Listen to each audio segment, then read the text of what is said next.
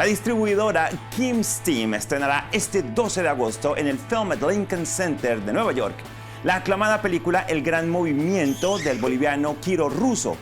Este, que es su segundo largometraje, es una meditación sinfónica sobre la urbanización masiva y el lugar del individuo en la metrópolis latinoamericana moderna. Después de Nueva York, la producción estará en salas de Los Ángeles y luego llegará a otras ciudades de los Estados Unidos.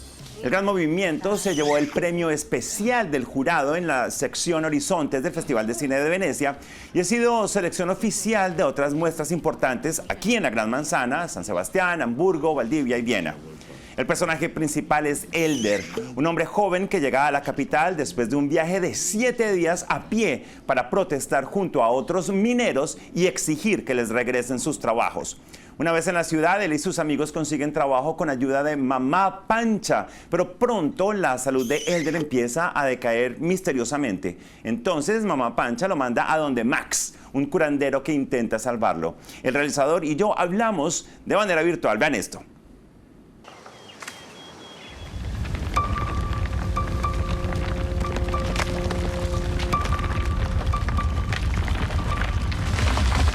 Quiro Russo, ¿cómo estás? ¿Cómo estás, Alfonso? ¿Todo bien? Bien, bien. Arranco preguntándote qué significa para ti, después de este espectacular trayecto que has tenido con el film en festivales y de recibir todos estos reconocimientos, que llegue a salas de cine en los Estados Unidos, inicialmente en Nueva York, luego a Los Ángeles y luego a otros lugares del país.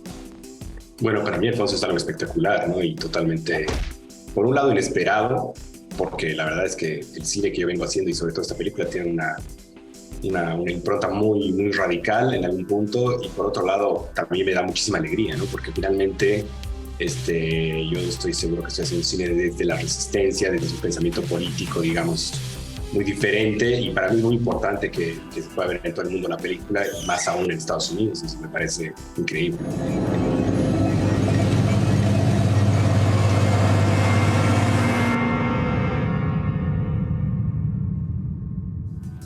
¿Tú crees entonces que es como un accidente que tú hagas este cine que está pensado desde ese punto que me acabas de expresar y que se convierta en algo más que por los premios que ha recibido, que por los reconocimientos, que por lo que se ha dicho de él, se convierta en algo más grande, tenga una plataforma que haga que ese mensaje inicial que tú tenías llegue a más gente?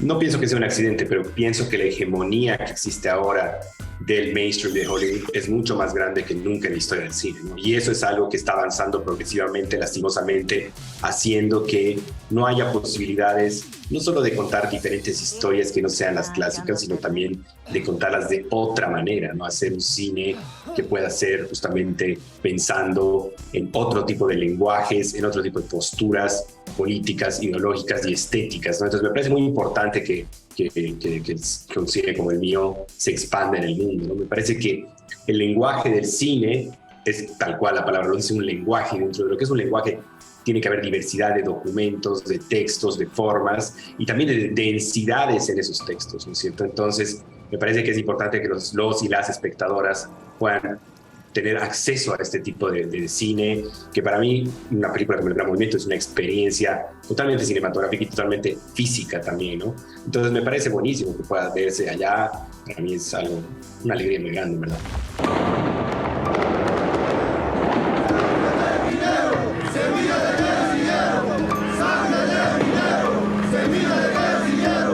Yo oigo y cada vez creo más en esa frase de que no es tanto la historia, sino como cuentas la historia. Entonces, si uno quisiera sintetizar como la sinopsis de la película, se quedaría muy corto.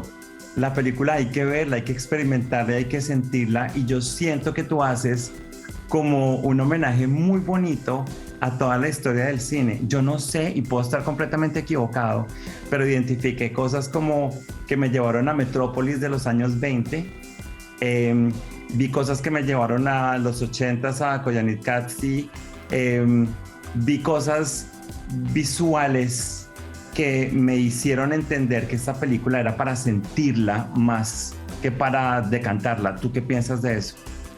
Estoy totalmente de acuerdo contigo. Para mí, yo intento hacer experiencias puramente cinematográficas, podemos decir, porque yo soy un creyente muy grande de que el cine es un lenguaje, además, aparte de las otras artes, ¿no? Y que tiene ciertas cualidades en su forma que te pueden transmitir cosas que van más allá de lo racional, ¿no es cierto? A través del montaje, a través de la puesta en escena. Y por otro lado, me parece buenísimo lo que me dices, porque en verdad yo tengo una obsesión muy grande ahorita, por ejemplo, de pensar al cine mucho como un documento de su época.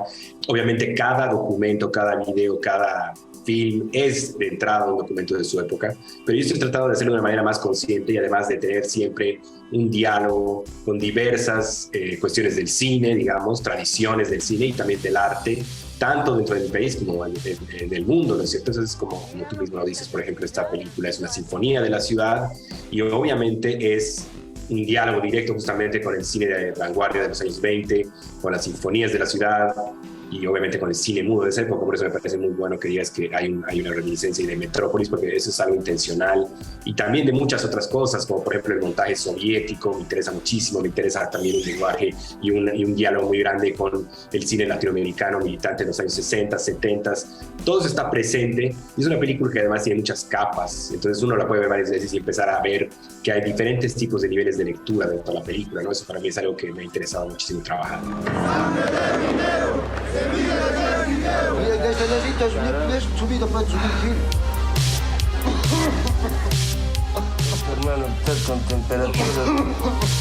Yo tuve que devolverme en cierto momento. No, obviamente detuve la película, la terminé de ver y regresé después porque necesitaba verla precisamente desde otro ángulo, y en ese otro ángulo puse un poco de lado a Julio César, a Francisca y a Max como intérpretes, porque me pareció que era demasiado poderoso y potente como personaje la ciudad, pero vista desde otra perspectiva, como un organismo viviente que no se pinta como generalmente estamos acostumbrados con ese romanticismo y esa idealización, sino construida a partir de cosas que no son tan usualmente en lo estético bellas.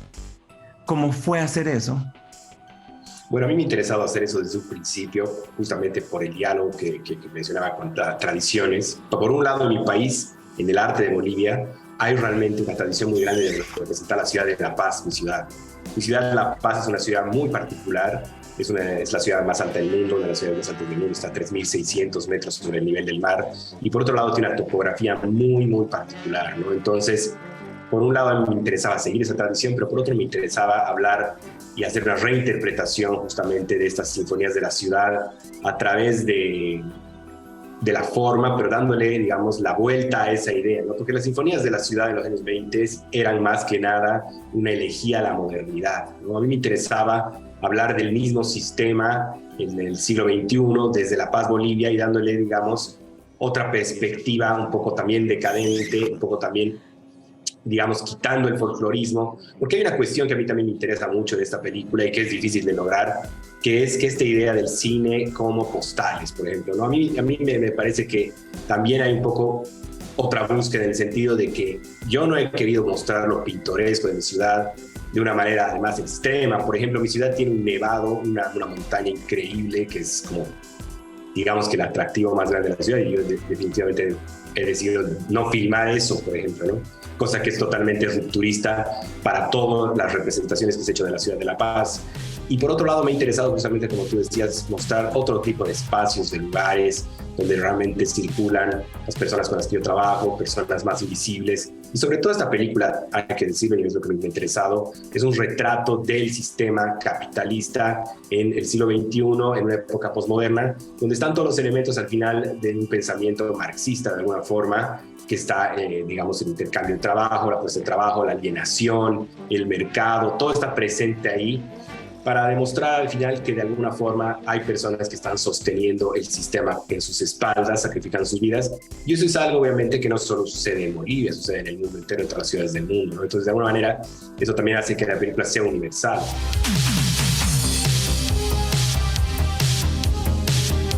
Mira lo que estás haciendo, pido así. Yo vivo en Nueva York y siento siento mucho un fenómeno y es que la gente llega fascinada por el concepto de la ciudad, pero también siento a veces yo mismo que me ahogo en este mar de ruido, y cuando esto le empieza a pasar a tu personaje principal yo me sentí completamente identificado, porque a veces estas urbes lo ahogan a uno, no solamente por la contaminación en el aire, sino también por el ruido o por la cantidad de estímulos visuales que hay. Entonces sentí que yo entendía perfectamente esa sensación de no poder respirar, a partir de la cual se construyen muchas cosas y se hacen muchas críticas. ¿Tuviste una percepción similar con respecto a esa parte de la asfixia que causa todo eso?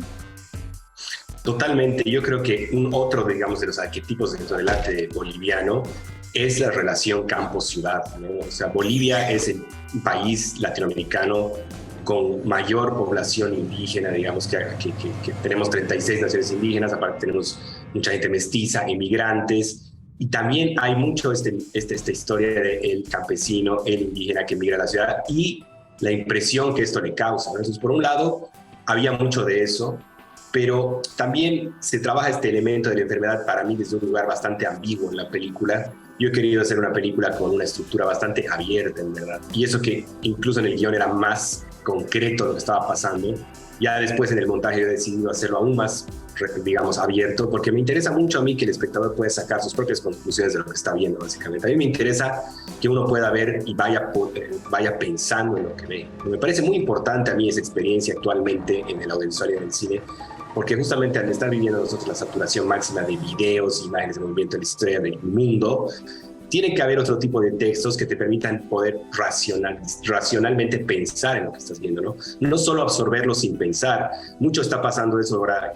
Además, como ya se ha roto la frontera entre lo que es televisión y lo que es cine, y de repente nos encontramos todos y todas navegando en el celular y haciendo un zapping, pasando así súper rápido los videos, y no nos damos cuenta que eso no lo estamos pensando, ¿no es cierto?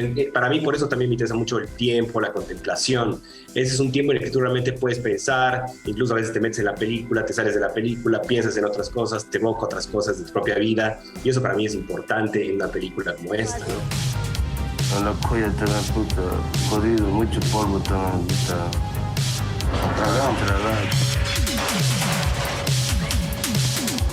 Y por otro lado, realmente me parece importantísimo lo que tú dices que tiene que ver con la enfermedad en sí misma, ¿no? O sea, por un lado, para mí en un principio, esta enfermedad tenía que ver con realmente una enfermedad de los mineros que se llama silicosis y que tiene que ver con otro amigo mío de las minas que ha sido retirado, que ha inspirado, digamos, el hecho de que yo quiera meter ese elemento en la película. Pero luego, conforme iba pasando el tiempo y además después de la recepción de la película en tantos lugares, me ha parecido súper interesante ver el tipo de interpretaciones que ha habido con relación a eso. Por ejemplo, mucha gente incluso me ha dicho que se trataba de una película sobre el COVID, por ejemplo. Otra gente me ha hablado de la altura, ¿no? Porque al ser muy alto es un lugar sin oxígeno. Pero lo curioso es que al final para mí realmente no es ninguna de estas cuestiones lo que está pasando ahí, ¿no? Hay una enfermedad tradicional de los indígenas y una creencia muy interesante que es la mayoría de grupos indígenas, sobre todo el quechua y el aymara, creen que para estar uno sano tiene que haber un equilibrio en el cuerpo y en el espíritu, pero que además el cuerpo se puede desequilibrar de manera muy fácil, ¿no? O sea, por ejemplo, incluso un gran susto o una impresión muy fuerte te puede dar un desequilibrio del cuerpo, y entonces ahí lo que sucede es que tu alma se escapa del cuerpo, ¿no? Entonces, cuando tu alma se escapa de tu cuerpo, empiezas a enfermarte. Ahí es donde viene realmente la enfermedad del cuerpo. Entonces, para mí, la película en realidad está contando eso, pero no de una manera explícita. Y si uno se pone a pensar, realmente eso está presente ahí, porque él recibe, como tú mismo has dicho, esta impresión de la ciudad, de la llegada, de la marcha, y empieza a decaer.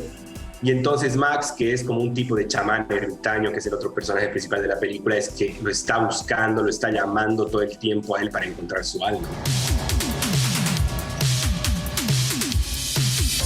Linder, se está echando a perder.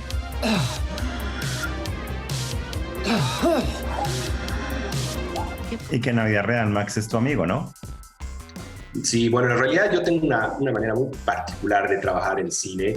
porque también para mí el cine es un trabajo social muy grande, y al decir trabajo social no quiero decir que yo me estoy poniendo en un lugar, digamos, superior con otra gente, no, o sea, para mí es social, incluso yo mismo me siento incluido como dentro de un tipo de terapia, en verdad, porque trabajo con amigos muy queridos desde hace ya muchos años. Por ejemplo, Max yo lo conozco desde el año 2004, ¿no? Entonces ya son casi 20 años que es mi amigo, y mi amistad con él no tenía nada que ver con el cine, entonces eso ha sido más reciente, ¿no? Entonces a mí me encanta poder trabajar con gente que yo quiero mucho, y me encanta sobre todo a mí el momento de filmar, de hacer la película, el momento donde para mí de alguna manera puedes quebrar un poco el sistema haciendo una película, viviendo algo que de repente en esos 5 o 6 semanas de filmación como que nos salimos del mundo y tenemos el poder de crear otro mundo y de convivir con una diversidad muy grande de gente en otro tipo de mundo, porque realmente estás creando una película y estás viviendo algo de mucha camaradería, de mucha cercanía. Entonces hay algo de ese momento que a mí me apasiona muchísimo, y que además yo intento que el momento de filmar se vuelva algo que está presente no solo para mí, sino para todos, ¿no? Entonces yo siento que la mayoría de la gente que está en las filmaciones, en las películas que yo hago, realmente siente esto y se siente parte de algo, y todos se vuelven muy amigos, y es algo, digamos, que a mí me encanta generar, de realmente meterle todo para hacer la película, para disfrutar el plano, para vivir de hacer arte, ¿no? Porque para mí eso es, ¿no? O sea, a mí nunca me ha interesado hacer cine con una intención comercial o de negocio, ¿no? Sino todo lo contrario, a mí me interesa hacer arte, y me interesa muchísimo también a mí acercarme a la gente en mi país, conocernos, y eso tiene mucho que ver con simplemente la amistad, ¿no? ¿Qué puede ser, doctor, si no tiene nada? ¿No será que el diablo le ha visto? Cuando esa sombra se ha vuelto demonio, harás a mí también una sombra negra. Mi última pregunta tiene que ver con la edición. Muchas veces se oye también decir que de una buena edición depende el buen ritmo de una película, pero yo aquí no siento que la edición haya sido en función de un ritmo, sino en una construcción necesaria de lo que querías expresar. Esas partes en las cuales hay muchas imágenes editadas en segundos o microsegundos, las otras en las cuales hay más contemplación, hay una intención perfecta en cada una de ellas, y yo quisiera saber cómo fue para ti ese goce de editar esta película.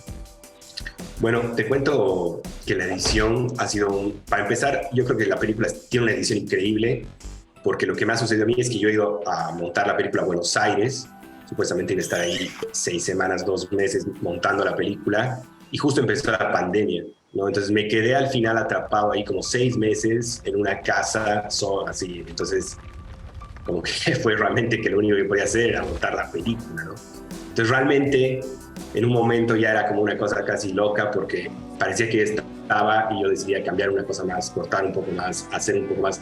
También me ha servido muchísimo porque yo tenía mucha conciencia de que esta película de una forma yo me la imagino un poco como un mosaico más que como un arco, digamos, tradicional, ¿no? Hay una cosa de correspondencias muy clara en la película, por ejemplo, en ciertos planos igual que se repiten y que van de un lado al otro y luego vuelven del otro al otro, y todo el tiempo hay ese tipo de juegos. Entonces para mí es otro tipo de montaje, y que me parece muy interesante además, porque la película, en vez de ser una película que va siguiendo tipo como tradicionalmente, que las acciones del personaje son las que te van llevando de la mano a través de la narración, es una película que a través de mosaicos tú de repente vas construyendo en tu cerebro, en tu cabeza la película, y va apareciendo y vas entendiendo, claro, esto es lo que está pasando, ¿no? Es una película que te deja pensando y al final tú mismo la construyes en tu cabeza, y eso a mí me parece algo que me gusta muchísimo del resultado final. Negra. Y esa sombra está en el Mercado Rodríguez, mamita. De todo corazón te pido, Señor, que mi hija se sane. Realmente, o sea, yo, de lo personal, me gusta mucho esta película, ¿no? A mí la verdad, me cuesta mucho que me gusten las cosas que yo hago, porque soy muy exigente, pero esta película realmente yo incluso la vuelvo a ver así solo y está buenísimo, me gusta. Yo celebro eso, a mí también me pasó lo mismo con tu película, me encantó. Muchas gracias por tu tiempo, te mando un abrazo, y tuve la oportunidad de ver la película en formato pequeño, pero ahora que llega a salas me muero por repetírmela en grande, en sala, y experimentarme toda esta belleza de obra de arte. Muchas gracias, te mando un abrazo. Gracias, Alfonso. Un abrazo desde aquí de Italia.